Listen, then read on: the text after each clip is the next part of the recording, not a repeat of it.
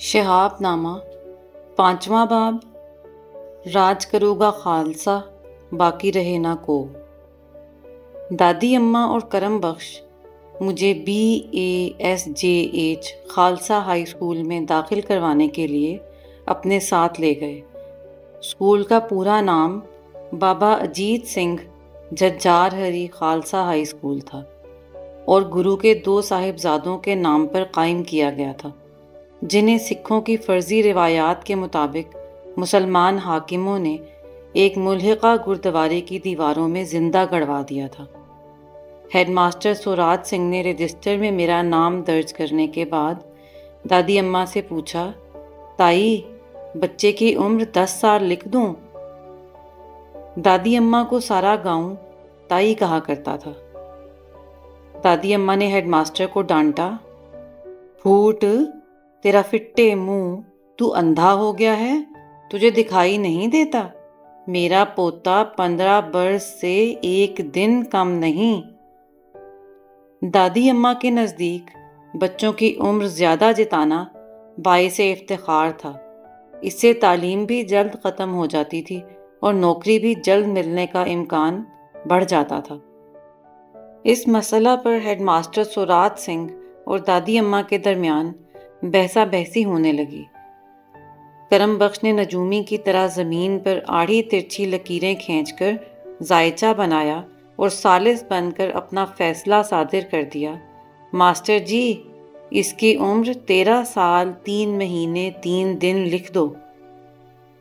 Head master نے جز بز ہو کر اٹکل پچو سے رجسٹر میں میری عمر کا اندراج کر دیا اور قبلہ والد صاحب کی وہ ڈائریاں دھری کی دھری رہ گئیں جن میں انہوں نے ہر بچے کی پیدائش کی ساعت، دن، مہینہ اور سال، عیسوی، ہجری اور بکرمی حساب سے الگ الگ نوٹ کی ہوئی تھی۔ عمر کے حساب سے ہیڈ ماسٹر نے مجھے 2 سال آگے کی کلاس میں داخل کر لیا اور ساتھ ہی یہ حکم بھی سنایا، اگلے سال ورنیکولر فائنل کا امتحان دینا ہوگا، اگر وظیفہ نہ لیا تو کان پکڑ کر اسکول سے نکال دوں گا۔ پہلے روز جب میں اپنی جماعت میں گیا تو نیا کرتا، کورے لٹھے کا نیا کھڑ کھڑ کرتا ہوا پاجامہ اور پھندنے والی سرخ رومی ٹوپی پہنی ہوئی تھی۔ مجھے اس ہیئت قضائی میں دیکھ کر بہت سے ہندو اور سکھ لڑکے منہ میں انگلیاں ڈال کر سیٹیاں بجانے لگے اور زور زور سے گال پھلا پھلا کر بکرے بلانے لگے۔ ایک لڑکے نے رومی ٹوپی کا پھندنا نوچ کر توڑ لیا اور اسے برش کی طرح اپنے گالوں پر پھیرنے لگا۔ دوسرے نے دھول جما کر ٹوپی کو پچکا دیا۔ تیسرا ٹھوکریں مار مار کر میری پیٹنٹ لیدر کی کالی گرگاپی کو مسلنے لگا۔ کئی سکھ لڑکے میرے گرد گھیرا ڈال کر کھڑے ہو گئے اور لہک لہک کر بھانت بھانت کے آوازیں کسنے لگے، فوجاں شہروں آئیاں ہیں، فوجاں گٹ مٹ کر دی ہیں، فوجاں پڑھائیاں کریں گی، فوجاں بابو بنیں گی، فوجاں ٹوپی لیتی ہیں، فوجاں مسلح ہوتی ہیں۔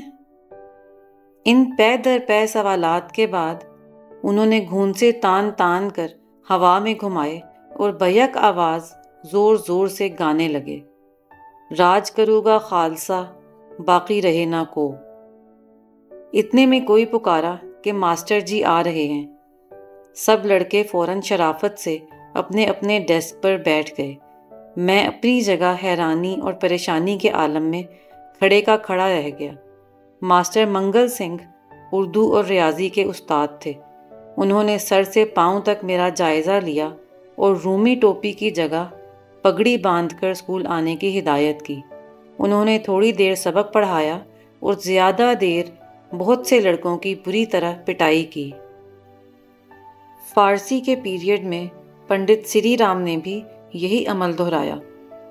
پنڈت جگن ناتھ انگریزی پڑھاتے تھے اور مارنے پیٹنے کی جگہ فقط کان مروڑنے پر اکتفا کرتے تھے۔ البتہ تاریخ اور جغرافیہ کا سبق سکون سے ہو جاتا، کیونکہ ماسٹر تارا سنگھ نہ کبھی ہنستے تھے، نہ مسکراتے تھے، نہ مارتے تھے۔ اسکول کا اصلی ہوا ماسٹر منگل سنگھ ہی تھے۔ اردو پڑھانے میں انہیں خاص ملکہ حاصل تھا۔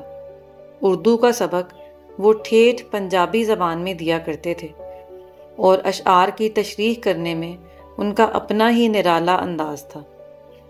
ایک بار غالب کا شعر آیا: سادگی و پرکاری، بے خودی و ہوشیاری، حسن کو تغافل میں جرأت آزما پایا۔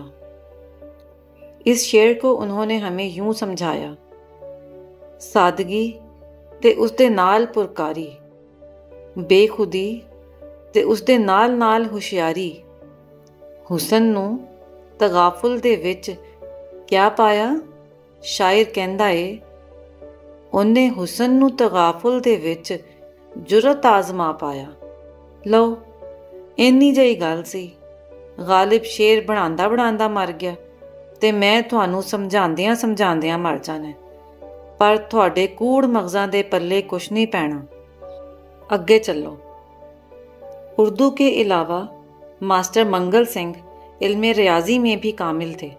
یہ اور بات ہے کہ سوالات حل کرتے وقت جمع، تفریق، تقسیم کی جگہ وہ طلباء پر ضرب کا عمل زیادہ بروئے کار لاتے تھے۔ حقیقتاً ان کو اصلی شرح صدر صرف زد و کوب کے فن میں حاصل تھا۔ ذرا سی بھول چوک پر وہ قصاب کی طرح طالب علم پر لپکتے تھے، اسے گردن سے دبوچ کر ہوا میں اچھالتے اور پھر اس پر لاتوں، مکوں اور تھپڑوں کی ایسی تابڑ توڑ بارش برساتے کہ دیکھنے والوں کو بھی دن میں تارے نظر آنے لگتے۔ ہر روز ایسی 2-2 3-3 پٹائیاں دیکھ کر اسکول کا ایک ایک لمحہ میرے لیے سہانے روح بن گیا۔ ہر وقت سر پر خوف کی ننگی تلوار لٹکتی رہتی کہ نہ جانے کس وقت اس مار پیٹ کا کرۂ فال اچانک میرے نام نکل آئے۔ یہ خیال آتے ہی میرے رونگٹے کھڑے ہو جاتے اور سر سے پاؤں تک پسینہ چھوٹنے لگتا۔ ایک روز میں تیار ہو کر اسکول جانے کو تھا کہ گھر میں کسی کو زور سے چھینک آ گئی۔ دادی اماں نے چھینکنے والے کو بری طرح کوسا اور مجھے واپس بلا کر بٹھا لیا، کیونکہ کام پر روانگی کے وقت کسی کا چھینک دینا بدشگونی کی علامت ہے۔ کچھ دیر انتظار کرنے کے بعد مجھے دوبارہ اسکول سدھارنے کی اجازت ملی، لیکن اس بدشگونی نے میرے پاؤں من من کے بھاری کر دیے۔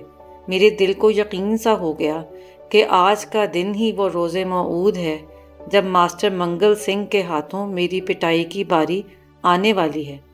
اس خوف کا بھوت میرے سر پر کچھ ایسی شدت سے سوار ہو گیا کہ میں نے اسکول جانے کی بجائے سیدھا نہر کی راہ لی۔ نہر سرہند کے کنارے بیریوں کے جنگل تھے، آموں کے باغ تھے اور کھجوروں کے جھنڈ دور دور تک پھیلے ہوئے تھے۔ میں بڑے مزے سے بیر چننے، کچی امبیاں اور کھجوریں کھانے میں مصروف تھا کہ ایک جگہ اچانک کرم بخش سے مٹ بھیڑ ہو گئی۔ وہ مویشیوں کے لیے چارہ لانے شاملات دیہ کی طرف جا رہا تھا۔ میں نے بھاگ کر کچھ جھنڈوں میں روپوش ہونے کی کوشش کی تو اس نے لپک کر میرا ٹیٹوا لیا۔ مجبوراً میں نے بڑی دردناکی سے اسکول کی ساری رام کہانی اسے سنا دی۔ کرم بخش نے پوچھا، اب مدرسے نہیں جاؤ گے؟ میں نے بڑی شد و مت سے جواب دیا، بالکل نہیں جاؤں گا۔ کرم بخش بولا، ہاں جی ہاں، کتابوں میں کیا رکھا ہے، عیش کی زندگی تو میری طرح گھاس کھودنے میں ہے۔ بچو آؤ، آج تمہیں یہ کرتب بھی سکھا دوں۔ میں خوش کرم بخش کے ہمراہ چل پڑا۔ وہ بڑے آرام سے براہنہ پا چلا جا رہا تھا۔ تیز تیز نوکیلی سولوں والے کھجور کے سوکھے ہوئے ٹھوٹے جا بجا اس کے پاؤں تلے آتے تھے اور چرمر کر کے ٹوٹ جاتے تھے۔ اس کی ایڑیوں میں جگہ جگہ بڑے بڑے شگاف تھے۔ ہر سال سردیوں میں وہ قصبہ کے موچی کے پاس جاتا اور جس طرح دوسرے لوگ اپنے ٹوٹے ہوئے جوتے مرمت کرواتے تھے، کرم بخش کھڑے کھڑے اپنی ایڑیوں کی پھٹی ہوئی کھال سلوا لیتا۔ شاملات دیہ میں کئی جگہ گھٹنے گھٹنے تک گھاس لے لہا رہی تھی۔ ایک مقام پر کرم بخش نے تیز تیز ہاتھ مار کر لمبی گھاس درانتی سے کاٹنے اور چھوٹی گھاس کھرپے سے کھودنے کا گر مجھے سکھایا اور حکم دیا، جلدی جلدی گھاس کی ایک پنڈ کھود لو، ڈنگر بھوکے کھڑے میری جان کو رو رہے ہوں گے۔ میں درانتی اور کھرپا لے کر کام شروع کرنے والا تھا کہ کرم بخش نے پکار کر کچھ اور ہدایات دیں۔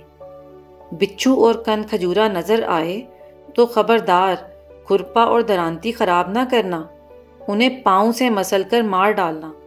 سانپ، سمپولیا، بجو، سنکھ پوٹ ملے تو فوراً مجھے ہاک مارنا، میں اجیفا پڑھ کر انہیں پکڑ لوں گا۔ سانپ سے تو خیر میں واقف تھا، لیکن باقی نام میرے لیے اجنبی تھے۔ بجو کے متعلق کرم بخش نے اطلاع دی کہ مہین مہین آنکھوں والا بڑا ہوشیار جانور ہے اور قبروں سے تازہ مردے نکال کر اکڑوں بٹھا لینا یا کٹ پتلیوں کی طرح اپنے ساتھ ساتھ چلا لینا اس کا دل پسند مشغلہ ہے۔ سنکھ پوٹ انسان کی گدی پر بیٹھ کر اپنے پنجے پیچکس کی طرح اس کی کھوپڑی میں گاڑتا ہے اور چونچ سے ٹھونگے مار مار کر تازہ بھیجا کھانے کا بڑا شوقین ہے۔ کرم بخش تو ایک درخت کے سائے میں آلتی پالتی مار کر بیٹھ گیا اور کمر سے 1000 منکوں والی تسبیح کھول کر وظیفہ کرنے لگا، لیکن میری ہمت کے بادبان کی ساری ہوا ٹھس سے نکل گئی۔ ایک تو مجھ سے گھاس ہی نہ کٹتی تھی، دوسرے قدم قدم پر عجیب و غریب حشرات الارض کا خوف میرے دل پر ہتھوڑے مارتا تھا۔ ایک دو جگہ سوراخوں میں سانپ کی کیچلی پھنسی ہوئی نظر آئی تو میں بھاگ کھڑا ہوا اور کرم بخش کے پاس آ کر بڑی عاجزی سے ہتھیار ڈال دیے۔ کرم بخش کہنے لگا، اچھا اچھا، گھاس تو میں خود کھود ہی لوں گا، تم کل سے اسکول جاؤ گے نا؟ میں نے جازم جواب دیا، بالکل نہیں۔ کرم بخش چمک کر اٹھا، پہلوانوں کی طرح اس نے مجھے کلاوے میں لے کر ہتھکٹی لگائی اور پھر پالٹ مار کر منہ کے بل زمین پر گرا دیا۔ اس نے ایک پاؤں میری گردن پر رکھا اور دوسری ایڑی سے میری کمر پر پے در پے ضرب لگانے لگا۔ مقابلہ تو دل ناتواں نے خوب کیا، لیکن تابق ہے۔ آخر اسکول کے بارے میں بھی میں نے مجبوراً ہتھیار ڈال دیے۔ کرم بخش نے حکم دیا، توبہ کرو اور ناک سے زمین پر 7 لکیریں کھینچو۔ میں نے حکم کی تعمیل کر دی۔ کرم بخش نے دوسرا حکم دیا، قسم کھاؤ دوبارہ اسکول سے نہیں بھاگو گے۔ میں نے فوراً قسم کھا لی۔ اس فرض منصبی سے فارغ ہو کر کرم بخش نے گھاس کھودی اور پھر آرام سے بیٹھ کر زمین میں ایک دوسرے سے کچھ فاصلے پر 3-3 4-4 انچ کے گہرے 2 سوراخ کھودے۔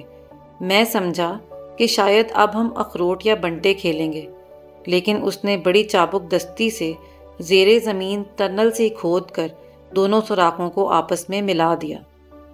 ایک سوراخ میں اس نے کوئی چیز ایسے ٹھونسی جیسے پائپ میں تمباکو بھرا جاتا ہے، دوسرے سوراخ میں اپنے ہونٹ فٹ کر کے وہ منہ کے بل زمین پر لیٹ گیا اور سرکنڈا جلا کر پہلے سوراخ پر رکھ دیا۔ کرم بخش نے زور زور سے 2-4 سوٹے مارے، آگ کا شعلہ سا لپکا، اور پھر وہ پاس پڑی ہوئی ایک اینٹ پر سر ٹکا کر گھٹ سو گیا۔ گانجے کے اس عمل کے 2-2.5 گھنٹے کے بعد جب وہ جاگا تو خوب چست تھا۔ واپسی پر کرم بخش گلہری کی طرح ایک کھجور کے درخت پر چڑھ گیا اور پکی ہوئی رسیلی کھجوروں کا ایک گچھا مجھے کھانے کو دیا، ساتھ ہی وعدہ کیا کہ آج کی بات وہ گھر میں کسی کو نہ بتائے گا۔ دوسرے دن میں نے اپنی قسم توڑ دی اور پھر اسکول نہ گیا، البتہ کرم بخش کی زد سے محفوظ رہنے کے لیے نہر پر جانے کے بجائے گگا ماڑی چلا گیا۔ گگا ماڑی ایک کچا کوٹھا تھا جو گاؤں سے 2-2.5 میل باہر ایک لق و دک ریتلے ٹیلے پر بنا ہوا تھا۔ اس کے اندر چکی کے پاٹ کی طرح ایک گول چبوترا تھا۔ مسلمان اسے گگا پیر کی قبر سمجھ کر یہاں فاتحہ درود پڑھتے تھے۔ ہندوؤں کے نزدیک یہ گگا سائیں کی سمادھی تھی، کیونکہ ان کے اعتقاد کے مطابق گگا ایک ہندو پرم ہنس تھا اور مرنے کے بعد اس کی راکھ پر یہ سمادھ بنائی گئی تھی۔ چوڑے چمار اسے اپنا روحانی پیشوا مان کر یہاں پر طرح طرح کی پوجا پاٹ اور جادو ٹونا کیا کرتے تھے۔ علاقے کے ہیجڑے بھی یہاں جمع ہو کر گدھے کی محفل جماتے تھے اور عقیدت مندی سے گاتے اور ناچتے تھے۔ گگا ماڑی کے اندر کچھ لوگ اپنے اپنے طریقے سے گگا پیر کو خراج عقیدت پیش کرنے میں مصروف تھے۔ باہر دو کالے بھجنگ آدمی لنگوٹ باندھے اور گلے میں بڑے بڑے ڈھول لٹکائے دھم دھناتی دھکم دھیا کی تال پر زور زور سے ڈھول بجا رہے تھے۔ ان کے ارد گرد 4-5 آدمی بڑے والہانہ طور پر حال کھیل رہے تھے۔ کبھی وہ پنجے اٹھا کر اپنی ایڑیوں پر لٹو کی طرح گھومتے، کبھی زمین پر 4 زانوں بیٹھ کر مینڈک کی طرح پھدکتے، کبھی سر کے بل کھڑے ہو کر ڈھول والوں کے گرد تیز تیز بیضوی دائرے کاٹتے تھے۔ ان میں ایک شخص جو سب سے زیادہ سرمستی کے عالم میں حال کھیل رہا تھا وہ کرم بخش تھا۔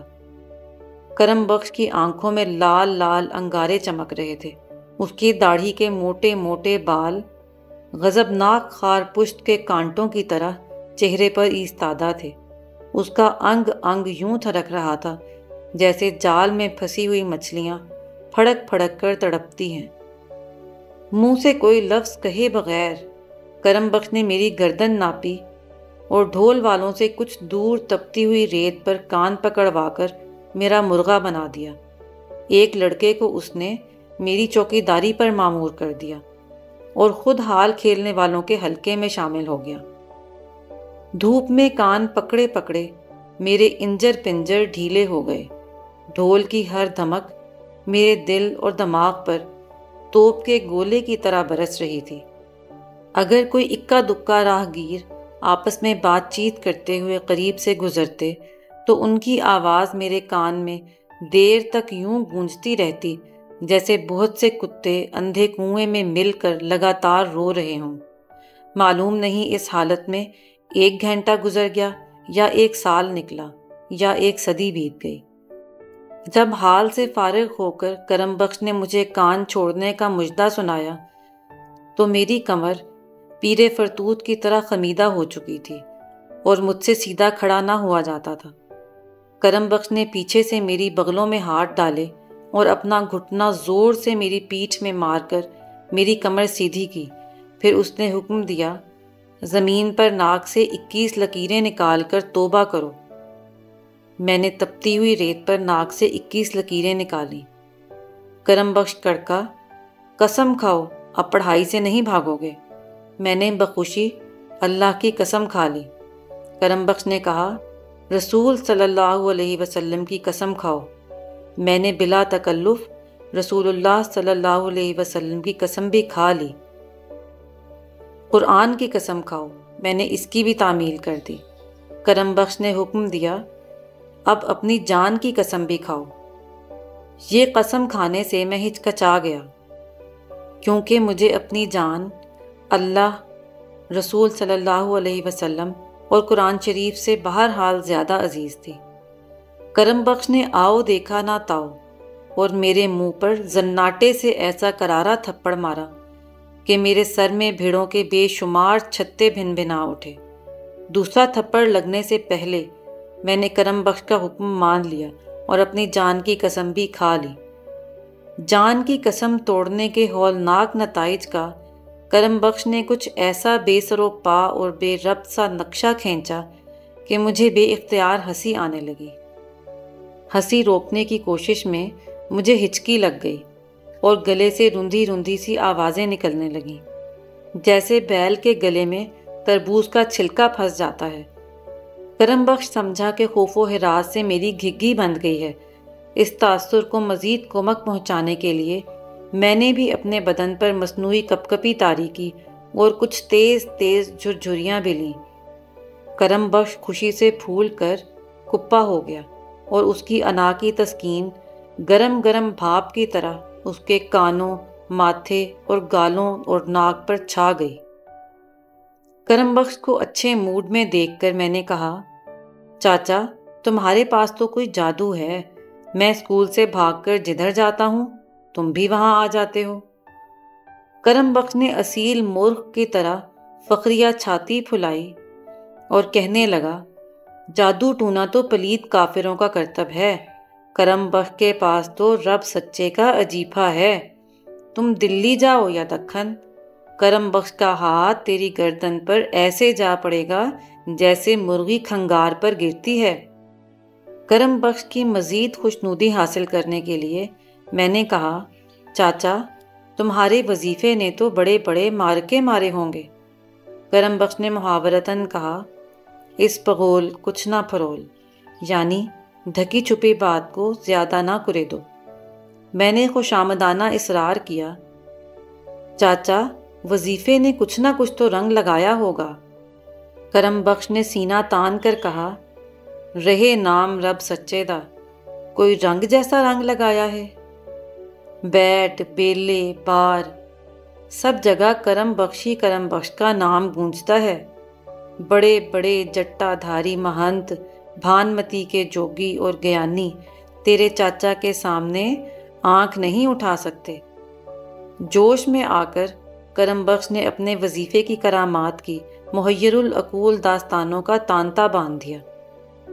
بھوت پریت، چڑیل، چھلاوا، چھلیڈا سے مقابلہ کرنا، جن اتارنا اور لوٹے میں سر بمہر کر کے جلا ڈالنا، آوا پزاوا، دودھ مکھن باندھنا اور کھولنا، حب اور بغض کے فلیتے جلانا، مقہوری اعداء کے لیے ہنڈیاں چھوڑنا، بان جلانا، آٹے کی پتلیوں میں سوئیاں گاڑ کر دشمنوں کو ایذا پہنچانا، سانپ، بچھو اور بھیڑ کے کاٹنے کے درد کو جھاڑنا، داڑھ نکالنا، چور پکڑنے کے لیے لوٹا گھمانا، مجبوری کی حالت میں بقدر ضرورت دستے غیب حاصل کرنا، یہ سب کرم بخش کے بائیں ہاتھ کا کھیل تھا۔ لیکن اس کے جس کمال نے میرے ذہن پر سب سے زیادہ اثر کیا وہ تسخیر محبوب کا عمل تھا۔ بھرے میلے میں بڑی بڑی صاحب حسن و جمال چاٹنیاں اپنے بانکے چھبیلے جوانوں کو چھوڑ کر اس پھٹی ہوئی ایڑیوں اور پیلے دانتوں والے کریہ المنظر بڈھے کے پیچھے یوں لگ جاتی تھیں جیسے مکھیاں گڑ سے چپک جاتی ہیں۔ کرم بخش کچھ دیر انہیں اپنی ڈور کے ساتھ لگائے گھومتا پھرتا اور پھر انہیں مٹھائی کے لیے کچھ پیسے دے کر رخصت کر دیتا۔ کرم بخش نے دبی دبی حسرت سے مجھے بتایا، تیرے چاچے پر وجود کا عیش حرام ہے، اسی لیے تو مرشد نے شادی کی اجازت نہیں دی۔ مجھے اس برہم چاری بڈھے کی حماقت پر ہنسی بھی آئی اور ترس بھی، لیکن بظاہر میں نے اس کی اتنی تعریف کی کہ وہ خوش ہو کر مجھے ماگھی بنیے کی دکان پر جلیبیاں کھلانے لے گیا۔ ماگھی رام چمکور صاحب کا واحد حلوائی تھا۔ وہ سارا دن لنگوٹ باندھے بڑے بڑے کڑاہوں میں جلیبیاں تلتا تھا یا موتی چور کے لڈو بناتا تھا، جنہیں سکھ جاٹ شرطیں بد کر سیروں کے حساب سے وہیں کھڑے کھڑے چٹ کر جاتے تھے۔ ماگھی رام کا بوڑھا باپ بھی ایک میلی سی دھوتی باندھے اور سر پر ڈھیلی ڈھالی پگڑی ٹکائے اکڑوں بیٹھا بھٹی جھونکتا رہتا تھا۔ اس کا چہرہ پکے ہوئے اناناس کی طرح پیلی پیلی گلابی گلابی گدری گدری جھریوں سے بھرا ہوا تھا اور مہین مہین چندھیائی ہوئی آنکھوں پر لمبی لمبی سفید بھویں ایسے لٹکتی تھیں جیسے اس نے ماتھے پر ململ کی جھالر ٹانک رکھی ہو۔ دونوں باپ بیٹا کرم بخش کو دیکھ کر بہت خوش ہوئے۔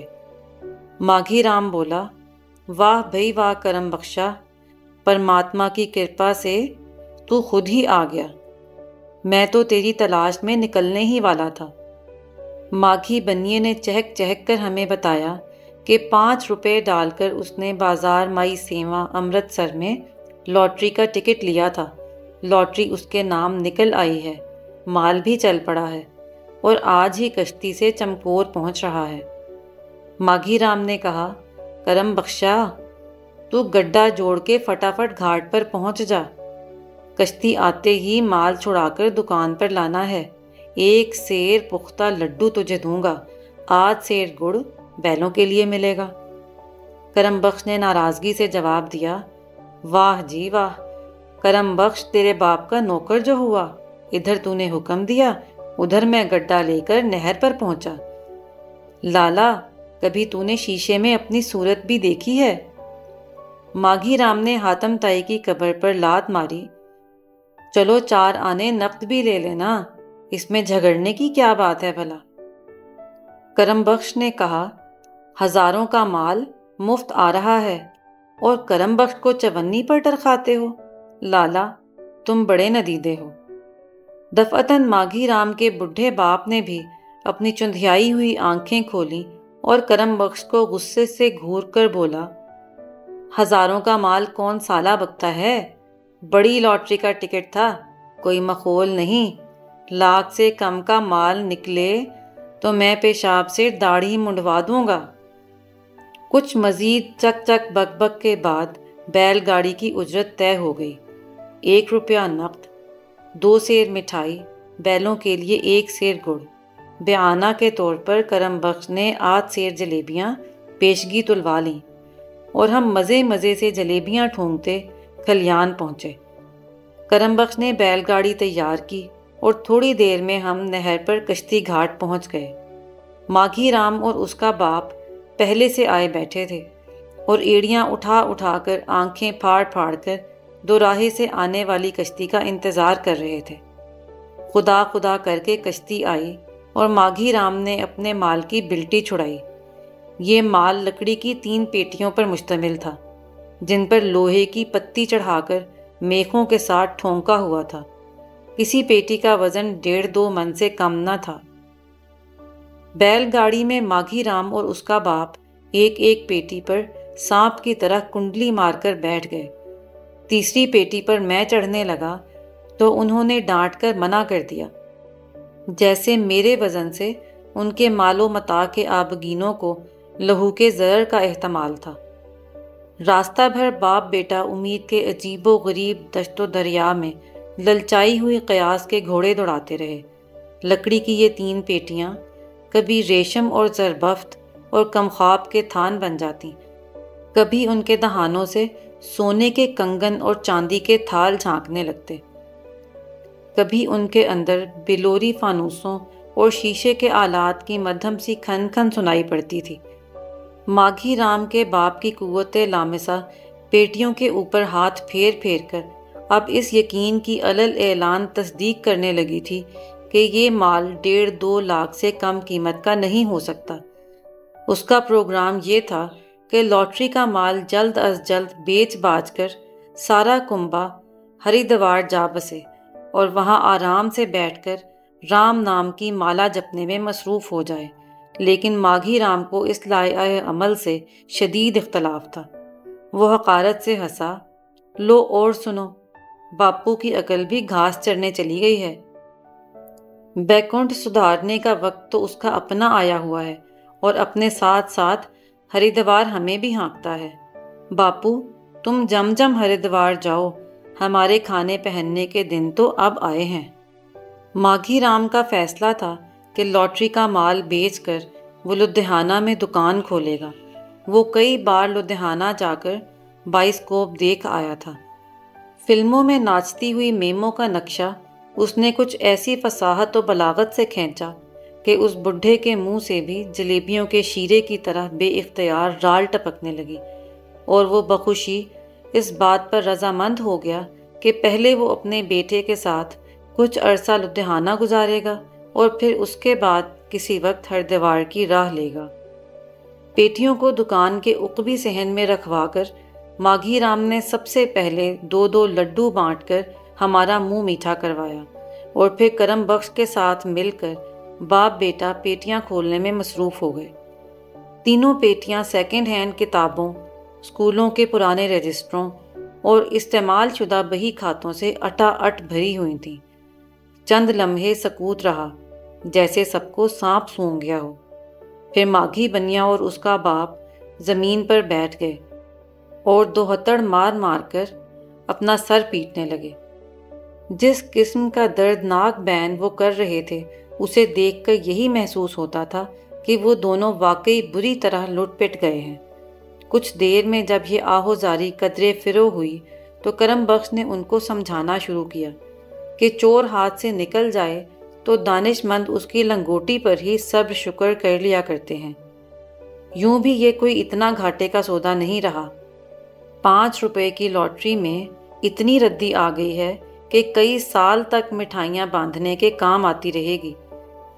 باپ تو گھٹنوں میں سر دیے ہولے ہولے کراہتا رہا، لیکن ماگھی رام پاگلوں کی طرح بڑبڑاتا ہوا پیٹیوں کا سامان ایک ایک کر کے باہر نکالتا، اسے الٹ پلٹ کر غور سے دیکھتا، اور جب گدڑی میں چھپا ہوا کوئی لال نظر نہ آتا تو اسے کھٹاک سے زمین پر دے مارتا۔ جب اس نے بڑی تکتیک کی 2-3 موٹی موٹی مجلد کتابیں غصے سے زمین پر پٹکیں تو کرم بخش چیل کی طرح جھپٹا اور ماگھی رام کا ہاتھ پکڑ لیا اور زور زور سے چیخا، ہا ہا لالا، رہے نا اود کے اود، یہ تو دین اسلام کی کتابیں ہیں، پاک کلام کی بے حرمتی ہوئی تو گنڈاسا لے کر تربوز کی طرح سر اتار دوں گا۔ ہاں۔ میں نے ایک جلد کھول کر دیکھی تو رتن ناتھ سرشار کی فسانہ آزاد تھی۔ کرم بخش نے پوچھا، کیوں، ہے نا دین اسلام کی کتاب؟ میں نے بھی ہاں میں ہاں ملا دی، بڑی مقدس کتاب ہے۔ میں تو پہلے ہی پہچان گیا تھا، یہ سالہ بنیا اس کو بھی کاٹ کباڑ کی طرح ردی میں پھینک رہا تھا۔ کرم بخش نے فسانہ آزاد کی 4 جلدوں کو جھاڑ پونچھ کر آنکھوں سے لگایا اور انہیں ایک طرف بلندی پر رکھ دیا۔ اب کرم بخش نے حکم صادر فرمایا کہ میں ساری کتابوں کو دیکھ بھال کر دین اسلام کی کتابیں الگ کر لوں۔ اپنے دین کی کتابیں اپنے ساتھ لے جائیں گے، کافروں کی دکان میں ردی کے طور پر انہیں نہیں چھوڑ سکتے۔ میں نے بڑی محنت سے جائزہ لے کر کوئی 30 کتابوں کا انتخاب کیا۔ محمد حسین آزاد کی آب حیات، ڈپٹی نذیر احمد کی مرآت العروس، ایامہ اور رویائے صادقہ، عبدالحلیم شرر کی فتح اندلس، فلورا فلورینڈا، حسن اینجلینا اور فردوس بری، محمد علی طیب کی رام پیاری، محمود میاں رونق کی حاتم بن طویع عرف افسر سخاوت، حافظ محمد عبداللہ کی علادین خوش نصیب عرف چراغ عجیب، محشر امبالوی کی آل ذوالعین اور رتن ناتھ سرشار کے فسانہ آزاد کی 4 جلدیں۔ یہ کل 18 کتابیں ہوئیں۔ باقی 12 جاسوسی ناول تھے جو فضل بک ڈپو لاہور نے شائع کیے تھے۔ ان میں سے 5 ناولوں کا ترجمہ تیرتھ رام فیروز پوری نے انگریزی زبان سے کیا ہوا تھا۔ کرم بخش ان کتابوں کو اپنی چادر میں باندھنے لگا تو ماگھی رام نے اسے جھڑک کر کہا، یہ کیا باندھ رہا ہے بے سالے؟ تھانے میں پرچہ نہ لکھوا دوں کہیں؟ میرا مال ہے، تیرے باپ کی جاگیر تھوڑی ہے۔ کرم بخش نے مدلل جواب دیا، ہمارے سچے دین کی کتابیں ہیں، تیرے پاس کیسے چھوڑیں؟ ماگھی رام بولا، ہم نے تیرے دین کا ٹھیکہ نہیں لیا ہوا، ایک ہاتھ سے پیسے رکھ دے، دوسرے ہاتھ سے کتابیں لے جا، یہاں تو نقدہ نقد سودا ہے۔ کتابوں کی قیمت پر ماگھی رام اور کرم بخش کے مابین بڑا زبردست ہندو مسلم فساد ہوا۔ دونوں کی گردن کی رگیں چیخ چیخ کر پھول گئیں اور منہ سے جھاگ کے بلبلے اڑنے لگے۔ کوئی گھنٹہ بھر کی بک بک جھک جھک کے بعد 6.5 روپے پر معاملہ طے ہوا۔ 1.5 روپیہ تو کرم بخش نے اسی وقت ادا کر دیا۔ 5 روپے کل تک ادھار کر کے ہم نے 30 کتابیں اٹھا لیں۔ ماگھی بنیے نے کرم بخش کو خبردار کیا، کل صبح رقم پہنچ جائے ورنہ بیاج لگ جائے گا۔ کتابیں لے کر ہم سیدھے اپنی بیٹھک میں آئے۔ یہ گھر سے کافی دور مسجد کے بالکل ساتھ 2 پکے کمرے تھے جنہیں عام طور پر مردانہ مہمان خانے کے طور پر استعمال کیا جاتا تھا۔ کرم بخش نے ایک الماری صاف کی اور میں نے بڑے احترام سے کتابوں کو اس میں سجا تو دیا، لیکن ساتھ ہی یہ فکر بھی دامن گیر رہی کہ کل صبح تک ماگھی رام کو ادا کرنے کے لیے 5 روپے کہاں سے آئیں گے۔ کرم بخش نے مجھے تسلی دی، تو 5 روپے کو روتا ہے؟ دین پیارے کے لیے کرم بخش کی گردن بھی کٹ جائے تو پرواہ نہیں۔ میں نے کہا، چاچا گردن تو مفت کٹ جاتی ہے، لیکن ماگھی رام تو نقد مانگتا ہے، آخر 5 روپے تم کہاں سے لاؤ گے؟ کرم بخش نے بڑے وثوق سے کہا، تو فکر نہ کر، یہ تو دین اسلام کی بات ہے، رب سچے نے تو مجھے مجرا دیکھنے کے لیے بھی منہ مانگے پیسے دیے ہیں۔ مجھے یہ خطرہ ستا رہا تھا کہ اگر قرض ادا نہ ہوا تو ماگھی بنیا کتابیں ہی واپس لے جائے گا۔ میں نے کہا، لیکن چاچا کل صبح تک پیسے ملیں گے کیسے؟ کرم بخش نے دونوں ہاتھوں سے چٹکیاں بجا بجا کر مزے سے کہا، اجیپھا اجیپھا بچے اجیپھا، آج رات پرانی باولی میں 2:30 پہر ایک ٹانگ پر کھڑے ہو کر اجیپھا پڑھ دوں گا، سورج بعد میں نکلے گا، پیسے پہلے پہنچ جائیں گے۔ اپنے وظیفے کی شان میں کرم بخش نے پنجابی کے کچھ بیت گا گا کر پڑھے۔ ان میں اللہ کی حمد اور رسول اللہ صلی اللہ علیہ وسلم کی ثنا بھی تھی۔ رسول صلی اللہ علیہ وسلم کا نام آتے ہی کرم بخش اپنے دونوں ہاتھ چوم کر آنکھوں سے لگاتا اور سسکیاں بھر بھر کر رونے لگتا۔ کرم بخش کو عقیدت مندی کی آگ میں کھولتے ہوئے پانی کی طرح پیچ و تاب کھاتے دیکھ کر میں بھی اپنی عیاری کا جال بچھا کر طاق میں بیٹھ گیا اور موقع پا کر بڑی صفائی سے اس کی سادہ لوہی کے نہلے پر اپنی مکاری کا دہلا دے مارا۔ وہ پگھلے ہوئے موم کا تودا بنا بیٹھا تھا۔ میں نے اپنے فن آزری کے 2-4 ہاتھ چلائے اور بڑی آسانی سے اسے اپنے سانچے میں ڈھال لیا۔ سانچہ یہ تھا کہ خالصہ ہائی اسکول کفر کا گہوارہ ہے۔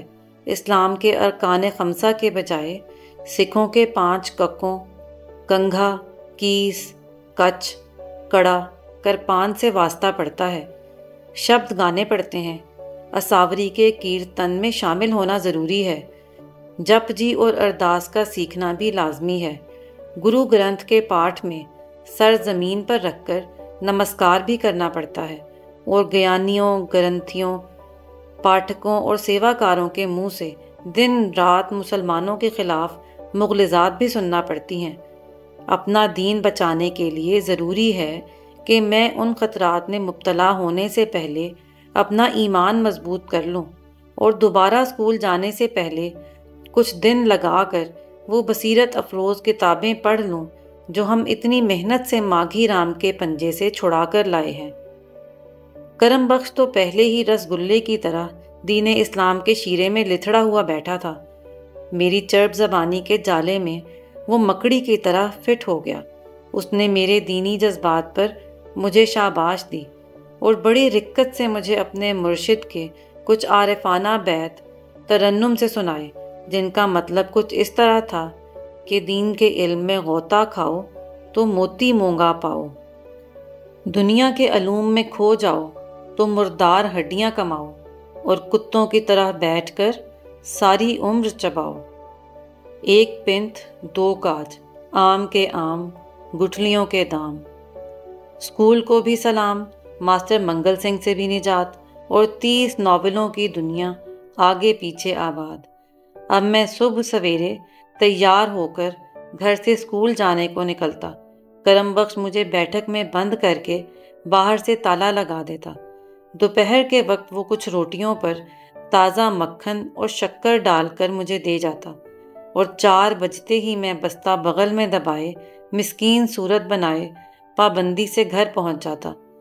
کرم بخش نے ہیڈ ماسٹر سوراج سنگھ کو جا کر بتایا کہ ماسٹر منگل سنگھ کی پٹائی کے خوف سے بچے کا دل دہل گیا ہے، اسے تاپ چڑھتا ہے، تندرست ہوتے ہی اسکول آنا شروع کر دے گا۔ کوئی 3 ہفتے میں اسی طرح کرم کتابی بن کر اپنی بیٹھک میں معتکف رہا۔ جتنی محنت میں نے ان ایام میں کی ہے ساری عمر پھر کبھی نہیں کی۔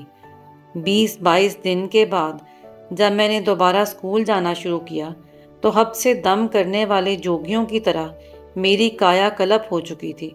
ماسٹر منگل سنگھ کے خوف سے زبان میں لکنت کی جگہ آب حیات کے پرشکوہ فکرے فراٹے بھرنے لگے تھے۔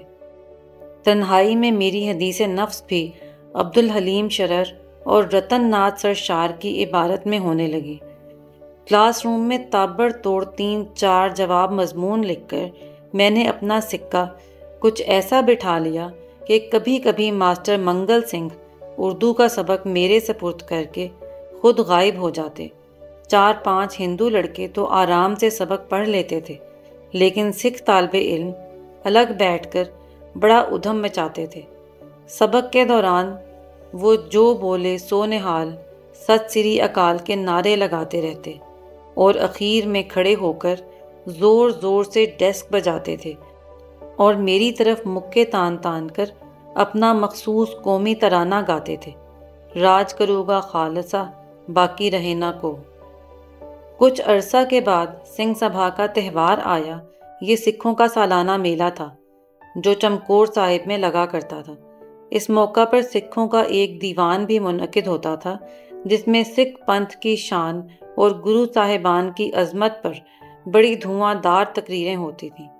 اس سال خالصہ ہائی اسکول کی طرف سے دیوان میں گرو نانک پر مضمون پڑھنے کے لیے میرا انتخاب ہوا۔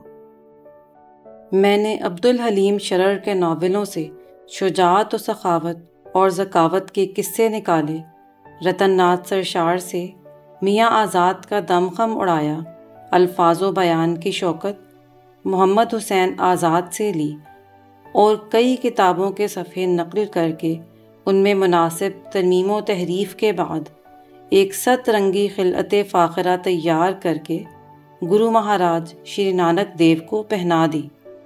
مضمون کے آخر میں گرو نانک کی مدح میں 20 اشعار کا ایک منظوم قصیدہ بھی تھا۔ اس قصیدے کی تیاری میں میشر امبالوی کی تصنیف آل زور عین سے بڑی مدد ملی۔ یہ کتاب دراصل آرائیں برادری کی تاریخ تھی جس میں فاضل مصنف نے اس قوم کو عرب کے ایک نجیب الطرفین قبیلے زور عین کی آل اولاد سے ثابت کیا تھا۔ عجیب و غریب تاریخی حقائق و شواہد کے علاوہ اس کتاب میں آرائیوں کی عظمت و فضیلت پر بہت سی نظمیں بھی تھیں۔ بحر طویل میں مجھے ایک نظم پسند آئی۔ میں نے اس میں بلبلان بے نظیر، سلعلان ہم سفیر جیسی ترکیبیں حذف کر دیں اور ان کی جگہ گرو نانک دیو کے جملہ القاب و صفات ٹھونس کر ایک شاندار قصیدہ تیار کر لیا۔ سنگھ سبھا کے دیوان میں 2,500 ہزار کا مجمع تھا۔ مہاراجہ پٹیالہ کرسی صدارت پر متمکن تھے۔ پنڈال میں ایک طرف نہنگ اکالی بیٹھے تھے، دوسری طرف نرنکاریوں کا اجتماع تھا۔ ایک کونے میں کلال گڑھی کے کچھ مونے سکھ تھے، درمیان میں عوام الناس زمین پر بیٹھے تھے۔ اسٹیج کے اوپر دائیں طرف علاقے کے افسروں اور رئیسوں کی کرسیاں تھیں، بائیں جانب ہمارے اسکول کا اسٹاف تھا۔ پنڈال سے باہر ایک کونے میں 30-40 مسلمان مرد و زن بھی اچھوتوں کی طرح الگ تھلگ کھڑے تھے۔ یہ چمکور کی آرائیں برادری تھی جو کرم بخش کی ترغیب پر سکھوں کی بھری محفل میں میری تقریر کا محیر العقل کارنامہ دیکھنے کے شوق میں چلے آئے تھے۔ اسٹیج پر آ کر مجھے زندگی کی پہلی تقریر کرنے میں کوئی خاص دشواری پیش نہ آئی۔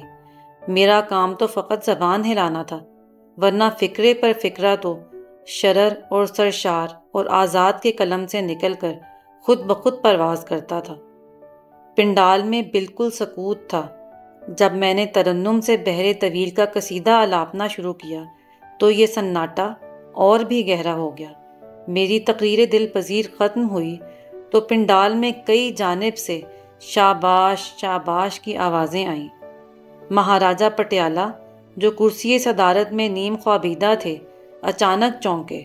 انہوں نے مجھے تھپکی دی، اپنی جیب سے ملکہ وکٹوریہ کی مورت والا چاندی کا 1 روپیہ نکالا، اسے انگلی پر آویزاں کر کے انگوٹھے سے اچھال کر ٹن سے بجایا اور مجھے انعام میں دے دیا۔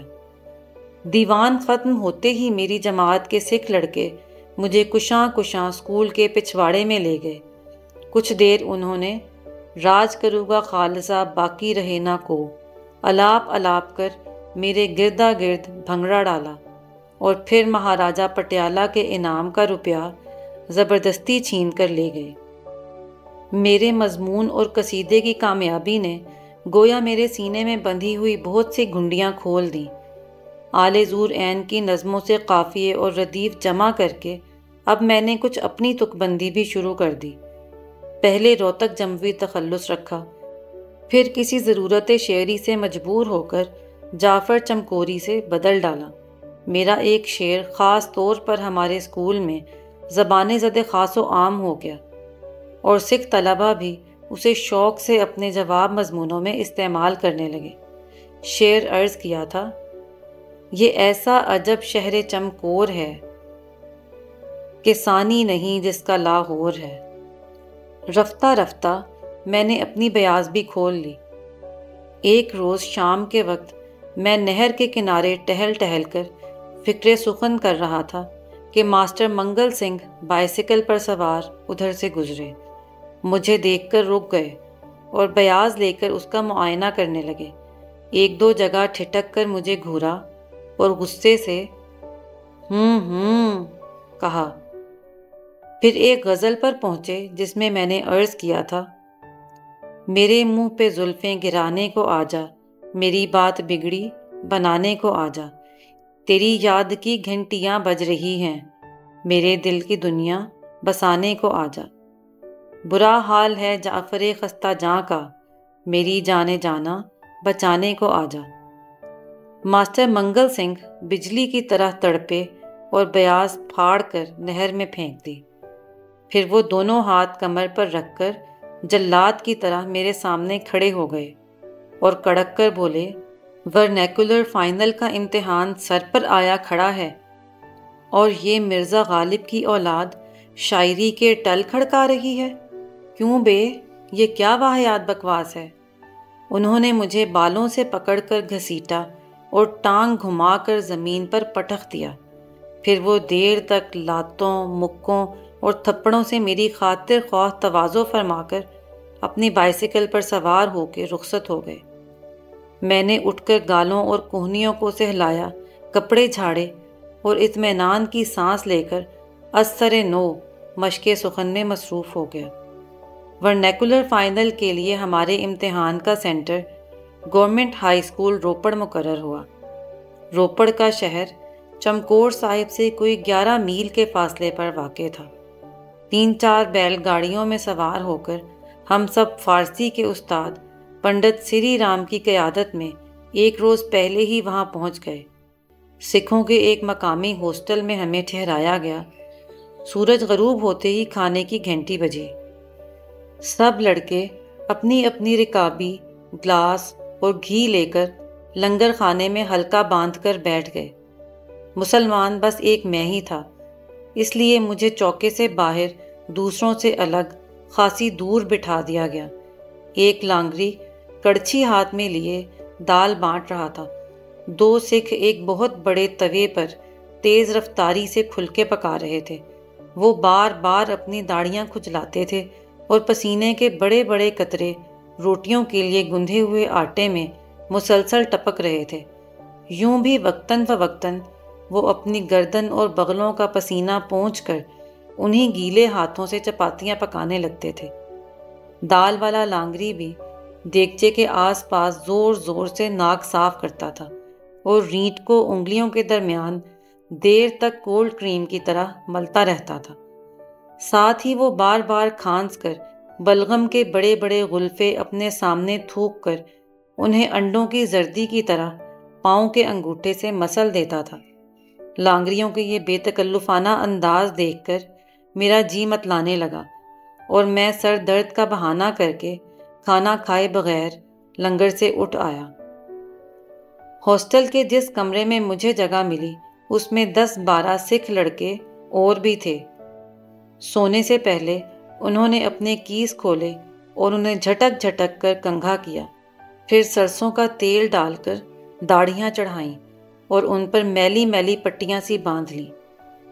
بغلوں کے لمبے لمبے بالوں کو بھی انگلیوں سے مروڑ مروڑ کر ان میں کنڈل ڈالے۔ لنگر سے وہ آپس میں شرطیں لگا کر چنے کی دال کے ساتھ 20-20 30-30 چپاتیاں کھا کر آئے تھے۔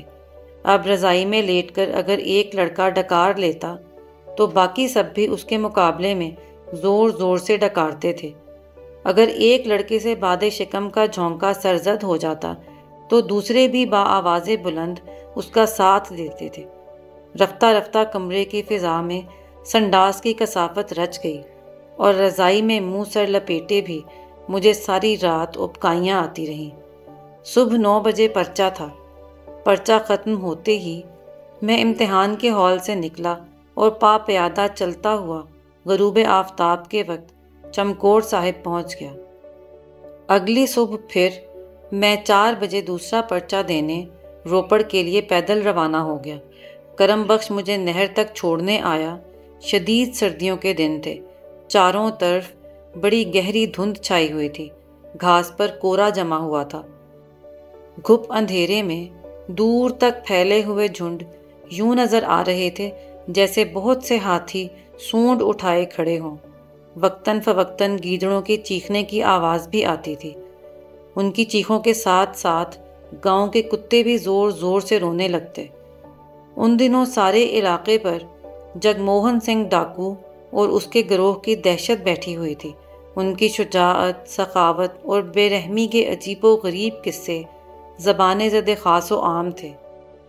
کبھی کبھی میرے دل میں ایک دبی دبی سی خواہش چوری چوری سر اٹھاتی کہ اگر قسمت یاوری کرے اور جگموہن سنگھ ڈاکو مجھے پکڑ کر اپنے گروہ میں شامل کر لے تو میری زندگی کا بھی کوئی مقصد بن جائے۔ کرم بخش نے مجھے بتایا کہ جگموہن آج کل شملہ پہاڑ کے راجوں اور راجواڑوں کی لوٹ مار میں مصروف ہے، اس لیے نہر سرہند کا کنارہ مسافروں کے لیے بالکل محفوظ ہے۔ تاہم احتیاطاً اس نے میری پاکٹ واچ اتروا کر اپنے پاس رکھ لی۔ مجھے نہر تک پہنچا کر کرم بخش واپس لوٹ گیا۔ میں نے اپنی لاٹھی کندھے پر رکھی اور روپڑ کی طرف روانہ ہو گیا۔ کہنے کو تو میں روانہ ہو گیا، لیکن دراصل میرے پاؤں میں سیسا بھرا ہوا تھا۔ کچھ سردی اور کچھ خوف سے میرا تن بدن برف کی طرح ٹھنڈا ہو رہا تھا، اور آس پاس ذرا سی کھڑکھڑاہٹ سے دل اچھل کر گلے میں پھنس جاتا۔ ابھی کچھ دور ہی گیا تھا کہ نہر کی پٹڑی کے عین درمیان 2 انگارہ سی آنکھیں مجھے گھورتی نظر آئیں۔ میں نے کھانس کھانس کر اپنی لاٹھی زمین پر زور زور سے ماری تو جنگلی بلّا میاؤں کر کے جھاڑیوں میں بھاگ گیا۔ چاروں طرف چھائے ہوئے سناٹے کے گنبد میں وہ میاؤں دیر تک سورہ اسرافیل کی طرح گونجتی رہی۔ 2-4 گیدڑ بھاگتے ہوئے آئے اور میرا راستہ کاٹ کر گزر گئے۔ ایک درخت پر اتنی چمگادڑیں پر پھیلائے الٹی لٹکی ہوئی تھیں کہ شاخوں پر کالا کالا سائبان سا تن گیا تھا۔ میرے قدموں کی چاپ سے ان کے آرام میں خلل پڑا تو چند چمگادڑیں عجیب خوفناک آوازیں نکال کر چلائیں۔ آگے گیا تو ایک ٹنڈ منڈ درخت پر بہت سے بندر اور چند لنگور شاخ بشاخ الٹی کلابازیاں کھا رہے تھے۔ ایک لنگور بڑی عجیب بازیگری دکھا رہا تھا۔ درخت کی شاخ کے گرد وہ اپنی دم لپیٹ کر جھولے کی طرح جھولتا اور پھر فضا میں کلابازیاں کھاتا ہوا کسی دوسری شاخ کی طرف لپکتا، لیکن دوسری شاخ کو چھوئے بغیر وہ اسی طرح ہوا میں کلابازی کھا کر واپس لوٹتا تھا اور حسب سابق پہلی شاخ کے ساتھ الٹا لٹک جاتا۔ اس طرح کی اصلی لنگوری جست زندگی میں صرف اسی روز دیکھنا نصیب ہوئی ہے۔ اس کے بعد یہ کرتب فقط امور ریاست و سیاست اور سفارت ہی میں نظر آیا ہے۔ 2-3 بندر نہر کی پٹڑی پر بھی بیٹھے ہوئے تھے۔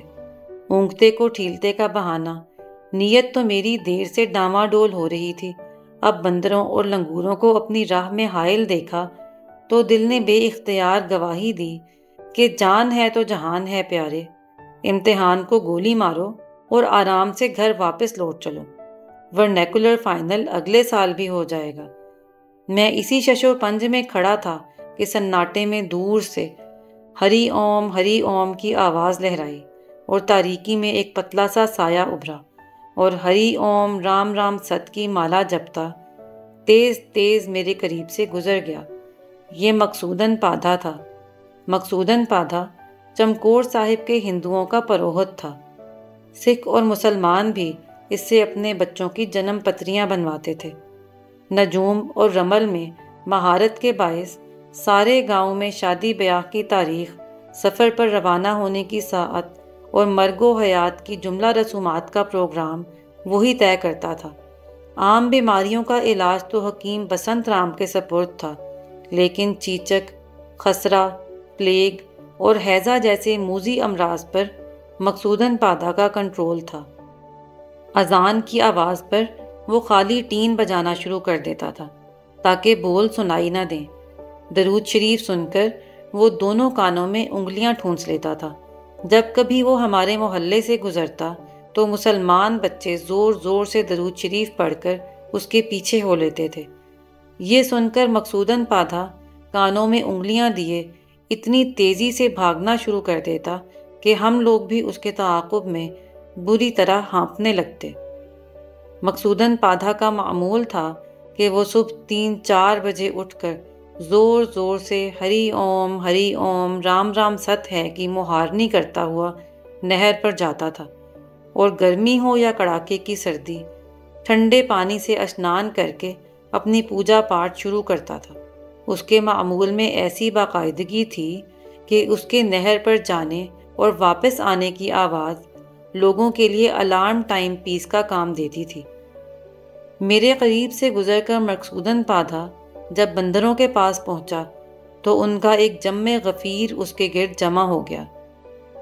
ہنومان جی کو نمسکار کر کے مقصوداً نے ایک پوٹلی کھولی اور بہت سی پوریاں بندروں کے سامنے ڈال دیں۔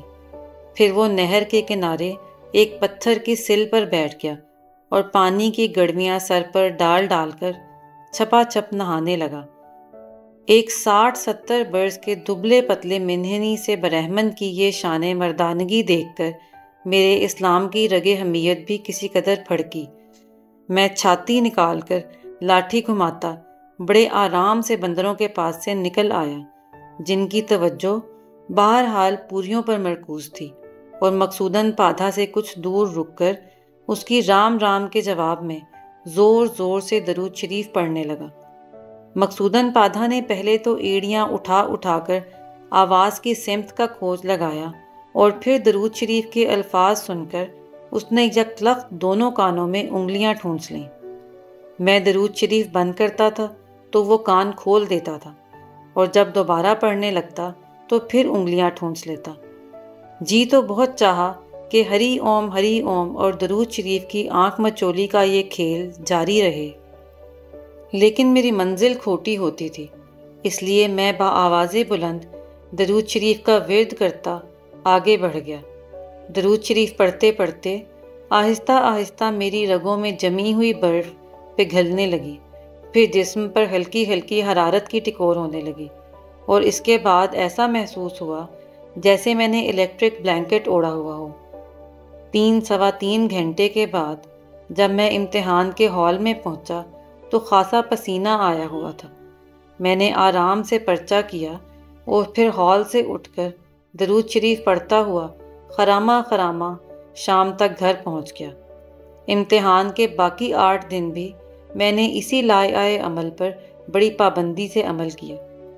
جب نتیجہ نکلا تو ورنیکولر فائنل کا وظیفہ تو مجھے صرف 2 برس کے لیے ملا، لیکن درود شریف کا وظیفہ میرے نام تا حیات لگ گیا۔ یہ ایک ایسی نعمت مجھے نصیب ہوئی جس کے سامنے کرم بخش کے سارے وظیفے گرد تھے۔ اس کے لیے نہ پرانی باولی کے پانی میں رات کو 2 پہر ایک ٹانگ پر کھڑا ہونا پڑتا تھا، نہ کنویں میں الٹا لٹک کر چلہ معکوس کھینچنے کی ضرورت ہوتی، نہ گگا ماڑی میں ڈھول کی تال پر کئی گھنٹے حال کھیلنے کی حاجت تھی، نہ مراقبے کی شدت تھی، نہ مجاہدے کی حدت تھی، نہ ترک حیوانات، نہ ترک لذات، نہ تقلیل طعام، نہ تقلیل منام، نہ تقلیل کلام، نہ تقلیل اختلاط مال انام، نہ رجعت کا ڈر، نہ وساوس کی فکر، نہ خطرات کا خوف۔ یہ تو بس ایک تخت طاؤس تھا جو ان دیکھی لہروں کے دوش پر سوار آگے ہی آگے اوپر ہی اوپر رواں دواں رہتا۔ درود شریف نے میرے وجود کے سارے افقوں کو قوس قزح کی لطیف رداؤں میں لپیٹ دیا۔ گھپ اندھیروں میں مہین سی شعائیں رچ گئیں، جنہیں نہ خوف و ہراس کی آندھیاں بجھا سکتی تھیں، نہ افکار و حوادث کے جھونکے ڈگمگا سکتے تھے۔ تنہائی میں انجمن آرائی ہونے لگی، بھری محفل میں حجروں کی خلوت سما گئی، دل شاد، روح آباد، جسم یوں گویا کشش ثقل سے بھی آزاد۔ سب سے بڑی بات یہ تھی کہ درود شریف کی برکت سے پردہ خیال پر ایک ایسی بابرکت ذات کے ساتھ قربت کا احساس جاری و ساری رہتا جس کے پاؤں کی خاک اغواس اور اقطاب، اوتار اور ابدال کی آنکھ کا سرما، جس کے قدموں میں دنیا کامران اور عقبہ بھی بامراد، جس کے ذکر کے نور سے عرش بھی سربلند اور فرش بھی سرفراز، جس کا ثانی نہ پہلے پیدا ہوا نہ آگے کبھی ہوگا، اور جس کی آفرینش پر رب البدیع الخالق البارئ المصور نے اپنی صناعی کی پوری شان تمام کر دی۔ بالغ العلا بکمالہ، کشف الدجا بجمالہ، حسنت جمیع خصالہ، صلو علیہ وآلہ۔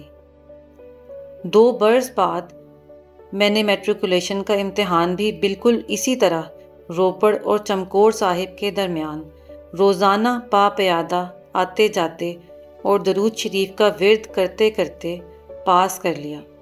دادی اماں چند ماہ قبل فوت ہو گئی تھی۔ ایک دن سخت سردی میں انہوں نے حسب معمول ٹھنڈے پانی سے غسل کر کے دھوپ میں بال سکھائے۔ رات کو بخار چڑھا اور اگلے روز ڈبل نمونیا تشخیص ہوا۔ جب حالت زیادہ بگڑ گئی تو انہوں نے مجھے اپنے پاس بلا کر چپکے سے کہا، پت اب چل چلاؤ ہے، مولی کھانے کو جی چاہتا ہے، چوری چوری لا کر مجھے کھلا دو۔ میں بھاگ کر کھیتوں سے 2 بڑی بڑی تازہ مولیاں لے آیا۔ دادی اماں نے رضائی سے منہ سر ڈھانپ لیا اور نمک لگا لگا کر دونوں مولیاں مزے سے کھا لیں۔ اسی شام ان کا انتقال ہو گیا۔ اس وقت ان کی عمر 108 برس کے قریب تھی۔ یوں تو کرم بخش پر خوشی زیادہ اثر انداز ہوتی تھی، نہ غمی۔ اس پر کبھی گرمی کا اثر ہوتا تھا، نہ سردی کا، کانٹوں کا، نہ سانپ کا، نہ بچھو بچو اور سنگ پوٹ کا۔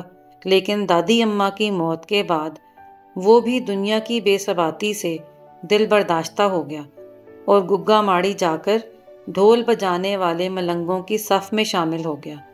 چمکور کے گرد و نواح میں دور دور تک کوئی کالج نہیں تھا، اس لیے میں بھی جموں واپس لوٹ آیا اور پرنس آف ویلز کالج میں FSc کا داخلہ لے لیا۔ امید ہے آپ کو شہاب نامہ کا یہ آڈیو باب پسند آیا ہوگا۔ مزید آڈیو اسباق سننے کے لیے اگلے جمعہ میرے چینل پر واپس آئیے۔ شکریہ۔